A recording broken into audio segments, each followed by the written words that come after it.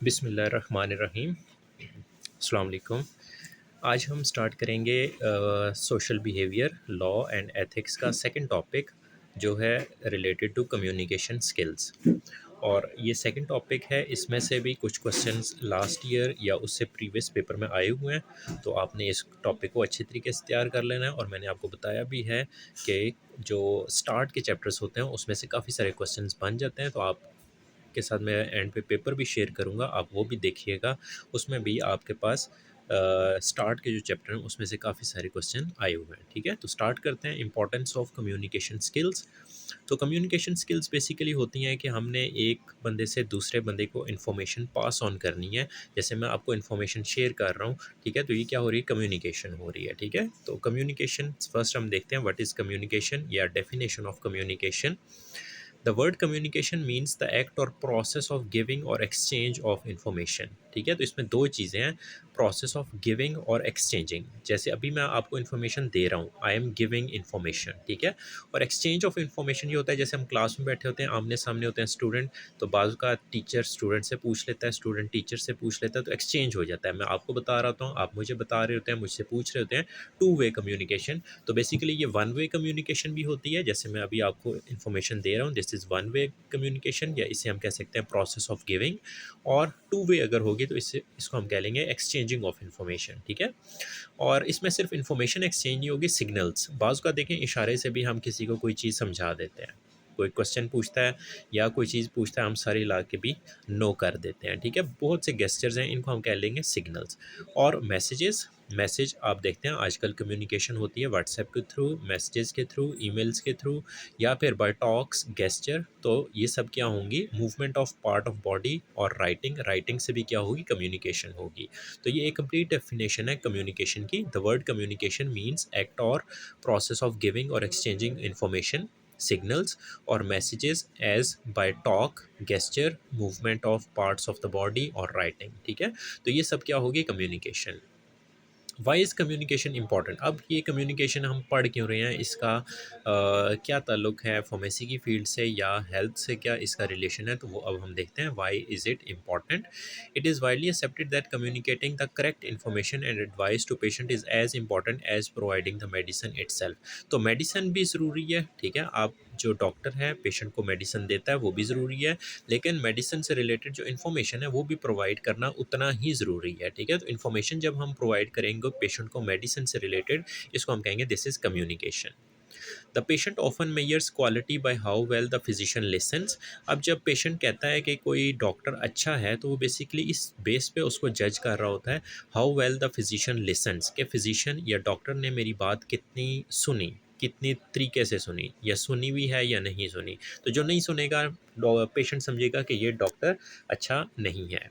And how thoroughly the physician explain the diagnosis and treatment options. और उसके बाद जो फिजिशियन है, जो डॉक्टर है, वो कितने बेहतर तरीके से डायग्नोसिस मीन तशखीस, एंड ट्रीटमेंट ऑप्शन, कौन कौन से ट्रीटमेंट ऑप्शन हैं वो सब पेशेंट से अगर वो कम्युनिकेट करेगा तो पेशेंट सेटिस्फाई हो जाएगा। And how well the physician involve the patient in decision concerning his और हर केयर। और पेशेंट ये भी देख रहा होगा कि फिजिशियन जो भी डिसीजन ले रहा है उसमें वो पेशेंट को कितनी इंपॉर्टेंस दे रहा है या पेशेंट को कितना इन्वॉल्व कर रहा है।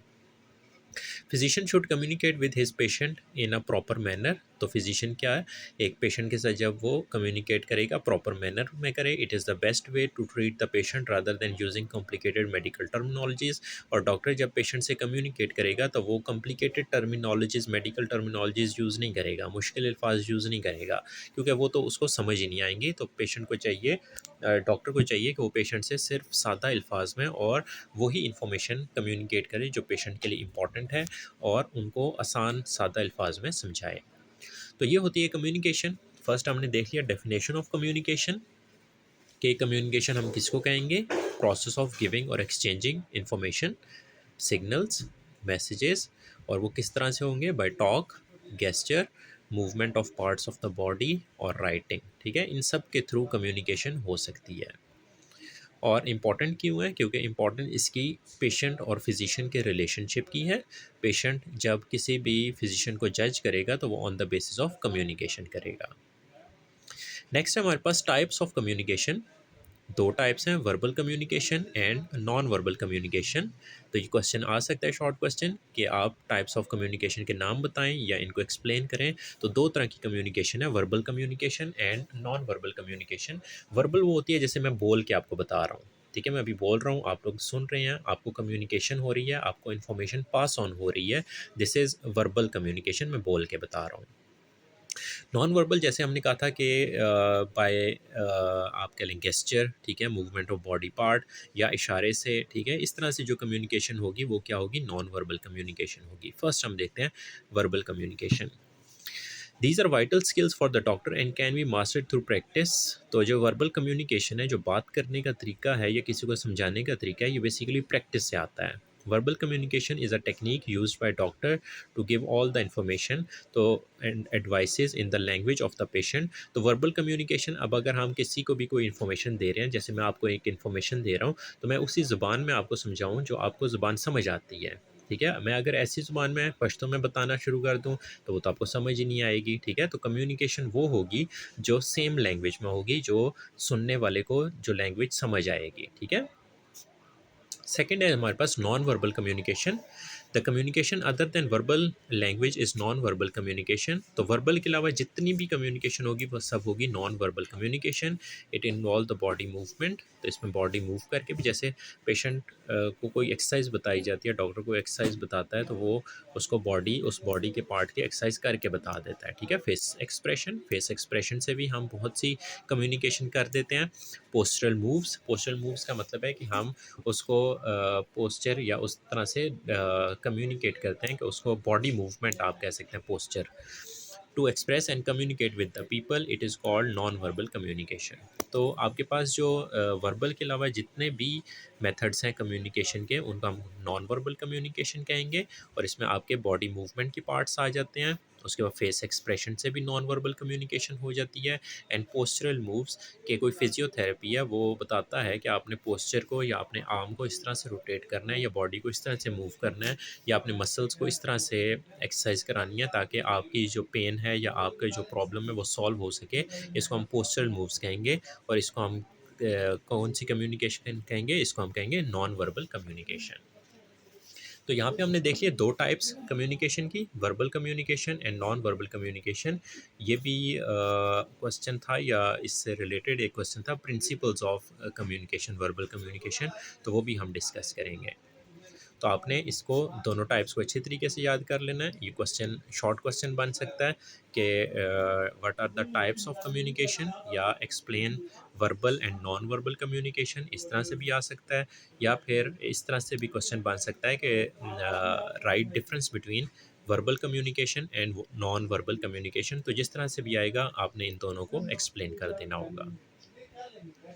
नेक्स्ट हमारे पास principles of verbal and non verbal communication, कि आपने वर्बल कम्युनिकेशन करनी है या नॉन वर्बल कम्युनिकेशन करनी है, तो दोनों के कुछ प्रिंसिपल्स हैं जिनको हम फॉलो करेंगे तो आपकी अच्छी कम्युनिकेशन होगी, या इन गाइडलाइंस को हम फॉलो करेंगे तो आप अच्छे तरीके से पेशेंट से कम्युनिकेट कर सकते हैं, क्योंकि बेसिक जो हमने कम्युनिकेशन यहाँ पे करनी है वो पेशेंट से करनी है।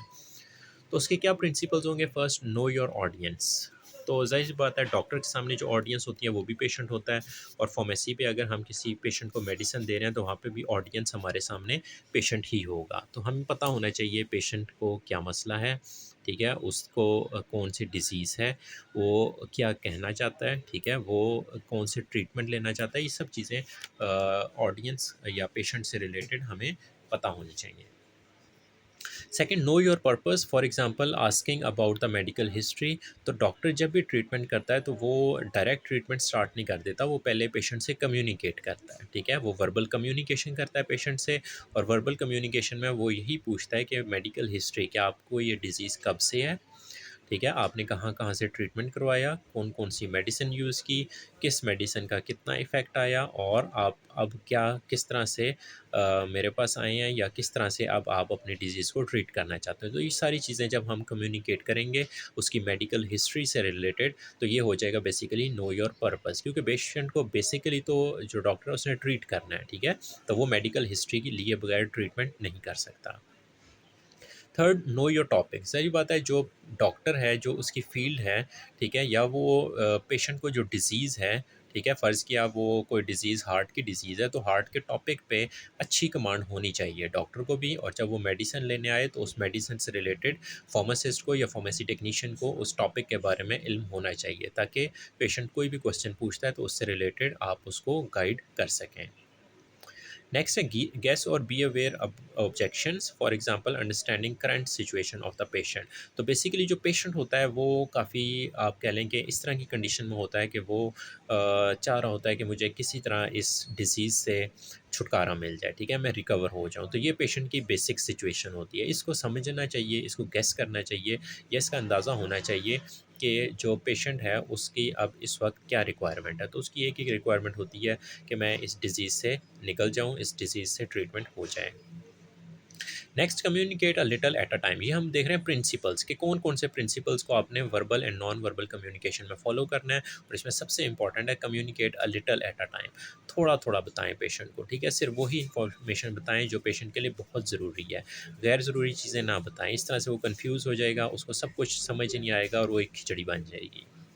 Next, ask question in several ways. जैसे मैं आपको क्लास में पढ़ाता हूँ तो वहाँ पे मैं आपसे कुछ क्वेश्चंस भी बीच में पूछ लेता हूँ। वो इसलिए पूछता हूँ कि मैं चेक करता हूँ कि आपको मेरी बात समझ आ रही है या नहीं आ रही। इसी तरह हम पेशेंट से भी क्वेश्चन पूछ लेंगे और चेक कर लेंगे उसे हमारी बात समझ आई है या नहीं आई। Next, develop a useful way to get feedback, और कोशिश करनी चाहिए कोई ऐसा मेथड होना चाहिए जिससे फीडबैक भी आए। और लास्ट है यूज़ मल्टीपल कम्युनिकेशन टेक्निक्स। एक से ज़्यादा कम्युनिकेशन टेक्निक्स आपने यूज़ करनी है, वर्बल एंड नॉन वर्बल, ताकि आप इजीली पेशेंट को समझा सकें।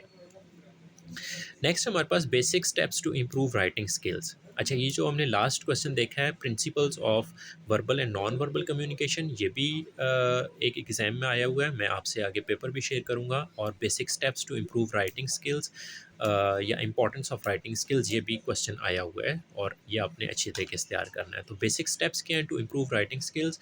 Strong writing skills come from practice and determination. तो आपके पास अगर राइटिंग स्किल्स को आप इम्प्रूव करना चाहते हैं तो उसका एक ही तरीका है, practice. No one is born excellent writer, learning to be an excellent writer takes a lot of time and practice. तो टाइम एंड प्रैक्टिस, आप जिस चीज़ को टाइम देंगे आप उसी चीज़ में मास्टर हो जाएंगे। Any one can be a good writer if they are determined enough, और जो विल होती है, विल पावर होती है, वो भी ज़रूरी है। One easy way for practice grammar, vocabulary and punctuation skills is to consult work books. अगर आप अपनी ग्रामर, वोकेबलरी और पंक्चुएशन स्किल्स को इम्प्रूव करना चाहते हैं तो एक बेहतर तरीका यह है कि आप वर्क बुक्स देखें, ताकि आपकी राइटिंग स्किल्स इंप्रूव हों। उसके साथ साथ reading can also help in providing examples of solid polished writing with well developed voice and style. तो बेसिकली अगर आप इम्प्रूव करना चाहते हैं राइटिंग स्किल, तो उसमें आपकी प्रैक्टिस, आपकी डिटर्मिनेशन, आपकी ग्रामर, वोकेबलरी, पंक्चुएशन स्किल्स, और ये सब कैसे आएंगी? प्रैक्टिस से आएंगी, वर्कबुक से आएंगी, रीडिंग से आएंगी। नेक्स्ट हमारे पास importance of writing skills. The ability to write your thoughts and ideas clearly is crucial for personal, social and professional success. तो प्रोफेशनल सक्सेस, यहाँ पे हमारी फील्ड जो है, प्रोफेशन जो है, वो हेल्थ से रिलेटेड है। तो यहाँ पे हमने पेशेंट को जो भी इंफॉर्मेशन पास ऑन करनी है, वहाँ पे अगर हम पेशेंट को लिख के दे देंगे तो वो ज़्यादा अहमियत होगी, वो ज़्यादा पेशेंट के लिए ईजी होगा। इसीलिए इंपॉर्टेंस है राइटिंग स्किल्स की। Writing helps you express yourself by encouraging you to find the right words for feeling and ideas that might seem intangible. Otherwise, it also enhances your ability to understand your own ideas and explain them to others more effectively. तो आपने अपने ideas अगर किसी को explain करने हैं, और वो आप तभी एक्सप्लेन कर सकते हैं जब आपकी राइटिंग स्किल्स अच्छी हैं। अच्छी राइटिंग स्किल्स होंगी तो ही अपने आप आइडियाज़ को बेहतर तरीके से कम्युनिकेट कर सकते हैं, बेहतर तरीके से शेयर कर सकते हैं। More effective by making them visible and permanent, और इसी तरह आप उनको जो अपने आइडियाज़ हैं वो परमानेंटली या अच्छे तरीके से एक्सप्लेन कर सकते हैं। तो ये दो चीज़ें हमने देख ली, basic steps to improve writing skills, कि हमने राइटिंग स्किल्स को कैसे इम्प्रूव कर सकते हैं, उसके मैंने आपको 3 4 5 पॉइंट्स बता दिए हैं कि किस किस तरीके से आप राइटिंग स्किल्स को इम्प्रूव कर सकते हैं। और सेकंड हमने देख लिया कि जो राइटिंग स्किल्स हैं उसकी इंपॉर्टेंस क्या है, ठीक है। तो राइटिंग स्किल इंपॉर्टेंट है, और वो उसकी इंपॉर्टेंस वहाँ पे आएगी बेसिकली जहाँ पे आप अपने इंफॉर्मेशन या अपने आइडियाज़ को शेयर करना चाहेंगे, तो वहाँ पे आपके पास अच्छी कम्युनिकेशन राइटिंग स्किल होगी तो ही आप शेयर कर सकते हैं। नेक्स्ट आप देखें, ये एक पेपर है, मैंने लास्ट वीडियो में भी शेयर किया था। यहाँ पे शेयर करने का मकसद ये है कि आप देख लें कि इस टॉपिक में से कितने क्वेश्चंस आए हुए हैं, ठीक है। तो फर्स्ट देखें, social behaviour, law and ethics में 7th नंबर जो क्वेश्चन है यहाँ पे, what are the basic steps to improve writing skills and importance of writing skills. तो देख लें, ये आपके सेकेंड टॉपिक में से 5 मार्क्स का क्वेश्चन आया हुआ है। और उसके बाद आप देखें क्वेश्चन नंबर 9 जो है, what are the principles of verbal and non verbal communication. तो 2 कम्युनिकेशन हमने पढ़ी हैं, टाइप्स ऑफ कम्युनिकेशन, उसकी भी आपने यहाँ पे ब्रीफली उसको एक्सप्लेन करना है, जो प्रिंसिपल्स हैं verbal and non verbal communication के। तो आप देख लें इसमें, ठीक है, ये ओल्ड पेपर है, ठीक है, 5 मार्क्स से इसमें क्वेश्चन आए हुए हैं और स्टार्ट से ही क्वेश्चन आए हुए हैं। इसके अलावा जो आप एक और क्वेश्चन भी यहाँ पे होगा जो इन्हीं टॉपिक्स में से है। ये 12 नंबर क्वेश्चन जो है, what are the environmental influence that affect the human behaviour. तो ये जो क्वेश्चन है ये फर्स्ट टॉपिक में से है। तो आप देख लें आधा पेपर आपके फर्स्ट 2 टॉपिक्स में से है। तो स्टार्ट के टॉपिक्स को अच्छी तरह करें, ठीक है। इस वीडियो को अपने दूसरे कोलीग्स के साथ भी शेयर करें और इसके अलावा आपसे रिक्वेस्ट है कि चैनल को सब्सक्राइब कर लें ताकि कोई भी वीडियो आए तो वो आप तक पहुंच जाए। कोशिश करें कि जो जो वीडियोस शेयर हो रही हैं इसको साथ साथ पढ़ें। सेकेंड ईयर के एग्ज़ाम्स जल्दी होने वाले हैं, नेक्स्ट मंथ मोस्टली चांसेस हैं कि हो जाएंगे, ठीक है। तो आप इसको शेयर करें, पढ़ें, और कोई चीज़ क्वेश्चन आता है जहन में या समझ नहीं आती आप कमेंट्स में शेयर कर दें, मैं कोशिश करूँगा नेक्स्ट वीडियो में उसको एक्सप्लेन कर दें, ठीक है। और इसके अलावा आपने इन वीडियोस को अच्छे तरीके से पढ़ना है ताकि आपके पास जो कम से कम टाइम में आप ज़्यादा से ज़्यादा तैयारी कर लें, ठीक है। थैंक यू, अल्लाह हाफिज़।